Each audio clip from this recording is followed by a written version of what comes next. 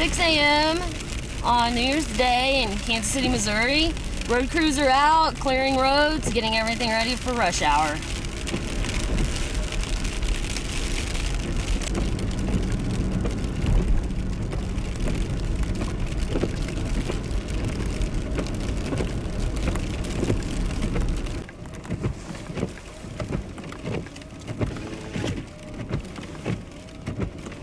Really large flakes.